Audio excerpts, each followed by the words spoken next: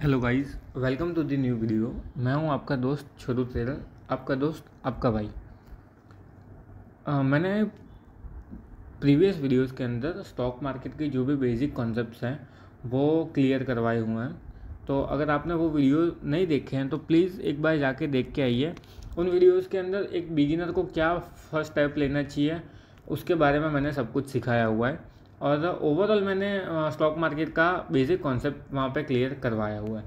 आज की वीडियो के अंदर मैं कुछ ऐसा आपको सिखाने जा रहा हूँ जो आपको स्टॉक मार्केट के अंदर बहुत ज़्यादा काम आएगा। ओके, इस कॉन्सेप्ट का आपको थंबनेल के द्वारा मालूम चल गया होगा कि मैंने क्या कवर करने का ट्राई किया है, बट उसके बाद भी मैं आपको बता देता हूँ कि मैं इसके अंदर बताने वाला हूँ ट्रेंड्स। जैसे कि मैं आपको यहाँ पे बता दूँ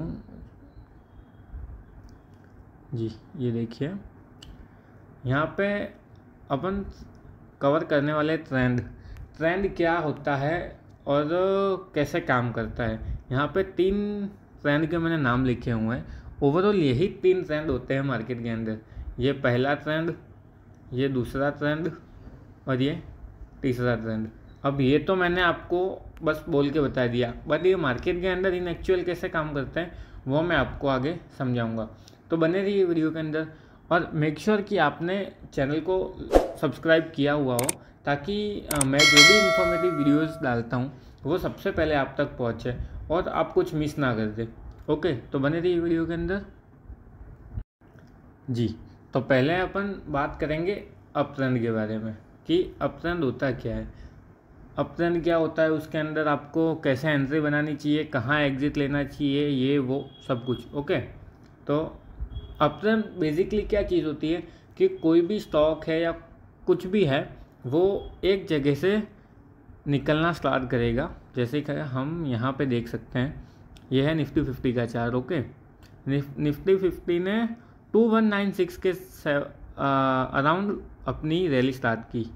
ओके, अब इसने रैली स्टार्ट करके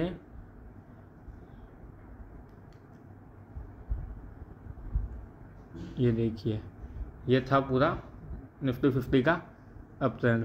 जब इसने इस चैनल का ब्रेकआउट किया, इस ट्रेंड लाइन का ब्रेकआउट किया, तो ये नीचे आ गया। अब यहाँ पे देखिए, हम कोई भी क्या बोलते हैं, कोई रूल, कोई फंडा इसके अंदर नया इंक्लूड नहीं करने वाले हैं। बस इसके अंदर हम एक ही चीज़ मैं आपको सिखाऊंगा कि अगर आप कोई भी स्टॉक देख रहे हो, कुछ भी देख रहे हो ना, तो पहले उसके डेली टाइम फ्रेम पे जाओ, डेली, एंड उसका जो प्रीवियस डेटा है उसके हिसाब से। अब यहाँ पे अगर निफ्टी का प्रीवियस फिलहाल का डेटा देखेंगे लास्ट 1-1.5 महीने का, तो ये पूरा साइडवेज है। 25,200 और जो 1,000 पॉइंट के अंदर ही ये अपना मूव दे रही है।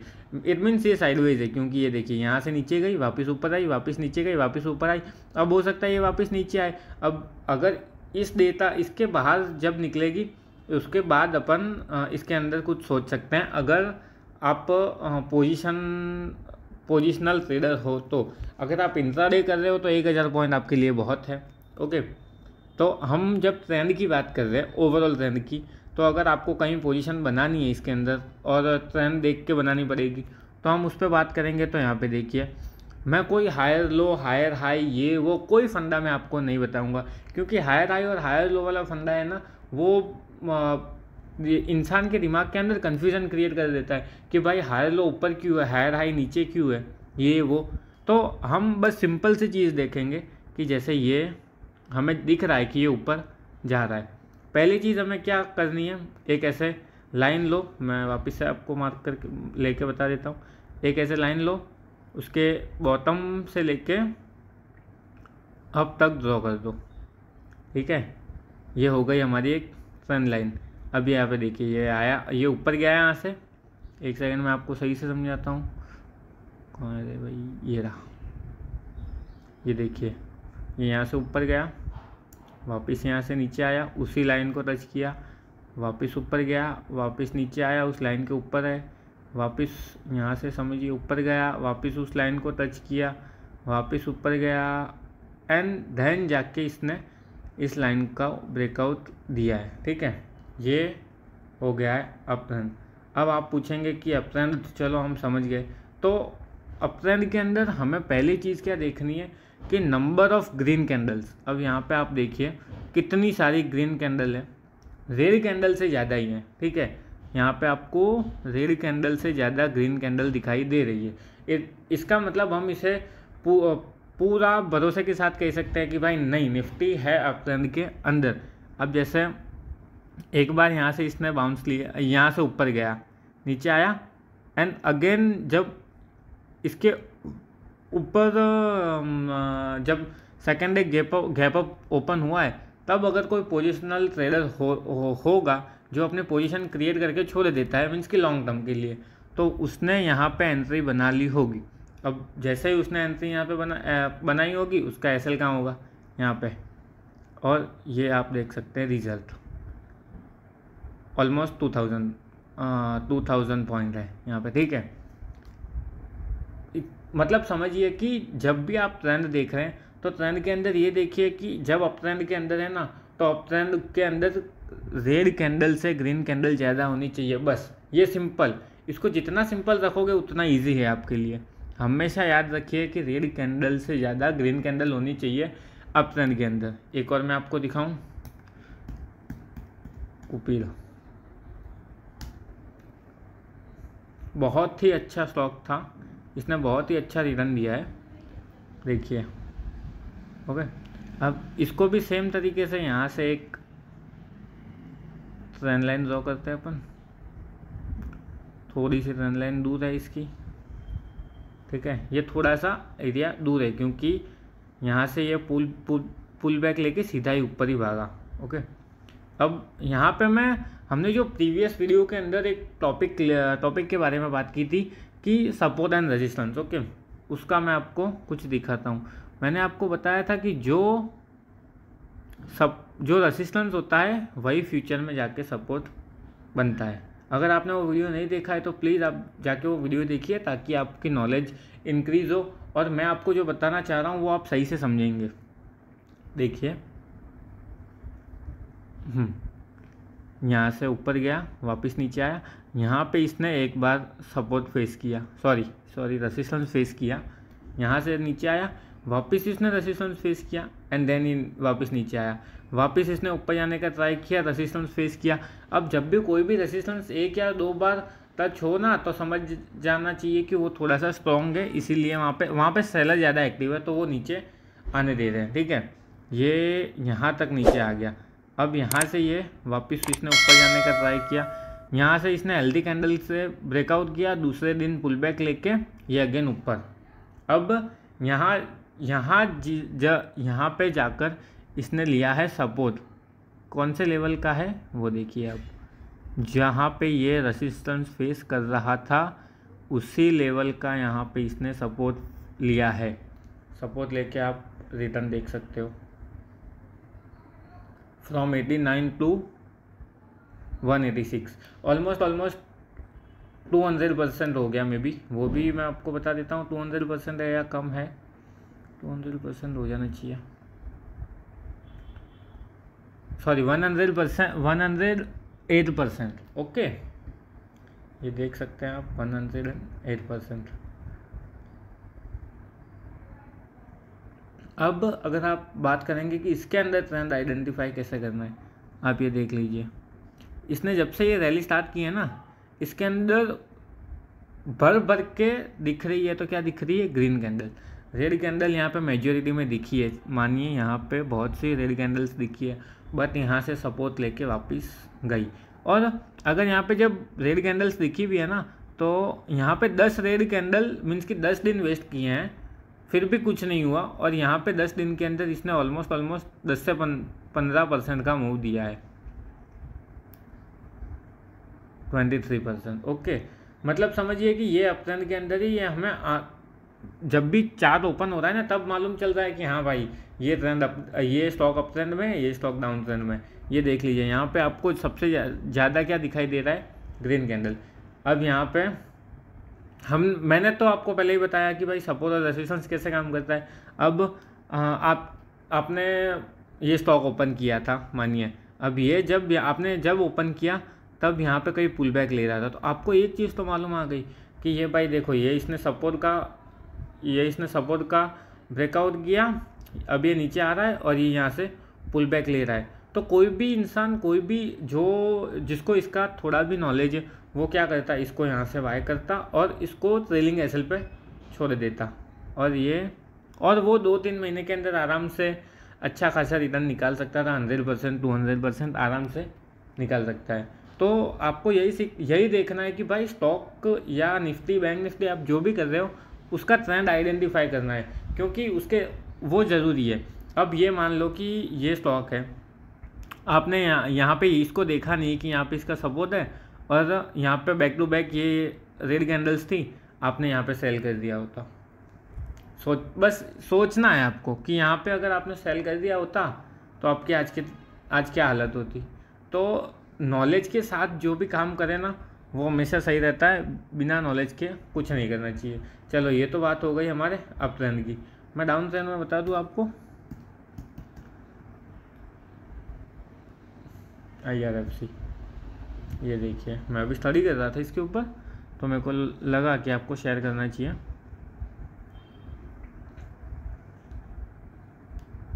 IRFC डाउन ट्रेंड के अंदर है। ओके, अब इसको अगर हम यहाँ से भी देखेंगे ना, तो भी हम देख सकते हैं कि हाँ भाई ये डाउन ट्रेंड के अंदर ही है। क्यों? ये देखिए, ये नीचे आया, वापस ऊपर जाने का ट्राई किया, वापस नीचे आया। अब आप बोलेंगे कि इसको आइडेंटिफाई कैसे करना है कि भाई ये डाउन ट्रेंड के अंदर है या नहीं है। आप जब भी किसी भी स्टॉक में पोजिशनल ट्रेडिंग करने जा रहे हो, स्विंग ट्रेडिंग करने जा रहे हो, पोजिशनल ट्रेडिंग का दूसरा शब्द है स्विंग ट्रेडिंग। मीन्स कि थोड़े बहुत टाइम के लिए हम वहाँ पे पैसा डालने जा रहे हैं, तो हमेशा उसका डेली टाइम फ्रेम यहाँ पे देख लीजिए। डेली टाइम फ्रेम पे जाके उसको थोड़ा सा उसके थोड़ी कैंडल्स देखिए, जैसे 1 महीने की हो गई, 2 महीने की हो गई, और उसका ओवरऑल ट्रेंड समझिए। अब यहाँ ये फॉल कर रहा है। ओके, यहाँ पे इसने ऊपर जाने का ट्राई किया, बट ये इसके भी ऊपर नहीं जा पाया और ये अगेन नीचे आने लग गया। अब आप सोचिए कि आपने ये स्टॉक ओपन किया था, और दूसरी चीज़ ये देखिए कि इसके अंदर रेड कैंडल कितनी है, ग्रीन कैंडल कितनी है और रेड कैंडल कितनी है। रेड कैंडल ग्रीन कैंडल के कम से कम 70% ज़्यादा है। यहाँ पे ओवरऑल सब रेड ही है, कहीं 1 आध 2 3 दिख रही है ग्रीन, बाकी तो सब रेड ही दिख रही है। ओके, तो ये चीज़ तो फिक्स हो गई कि हाँ भाई ये स्टॉक डाउन ट्रेंड के अंदर है। ओके, और अगर आप कभी भी अप ट्रेंड में या डाउन ट्रेंड में स्टॉक पकड़ रहे हैं ना, तो उसको सपोर्ट के नीचे पकड़ो जो डाउन ट्रेंड के अंदर है उसको, और जो अप ट्रेंड के अंदर है उसको रेजिस्टेंस के ऊपर पकड़ो। ये तो मे बी आप समझ ही जाओगे। ठीक है, अब ये देखिए, ये था इसका सपोर्ट। ओके,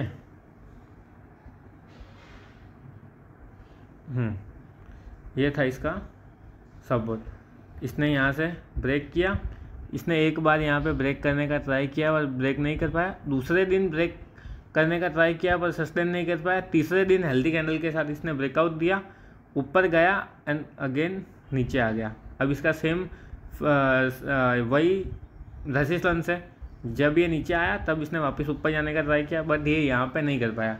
अब आप सोचिए कि ये यहाँ पे ब्रेक नहीं कर पाया और आपने सोचा कि चलो आज कुछ देखते हैं, आपने ओपन किया IRFC का स्टॉक। अब ये जब डाउन ट्रेंड के अंदर था, यहाँ से सपोर्ट, यहाँ से ये रिजेक्शन फेस कर रहा था, तब आप समझ ही जाओगे कि भाई नहीं ये अब ऊपर नहीं जा पाएगा। तो आप यहाँ पे क्या करोगे, सीधे सीधा सेल कर दोगे। ओके, सेल करने के बाद यहाँ पे आप रिटर्न देख सकते हो